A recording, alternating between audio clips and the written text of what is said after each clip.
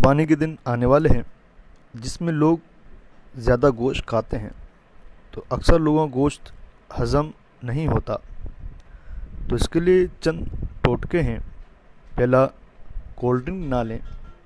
دوسرا، گوشت پیٹ بھر کر نہ کھائیں، آدھا پیٹ پر بس کر دیں۔ تیسرا، کھانے کے بعد چٹنی آدھی پیالی تھوڑی تھوڑی کر کے چاٹیں۔ چٹنی کے اجزاء کون سے ہیں اور مزیدار چٹنی بنے؟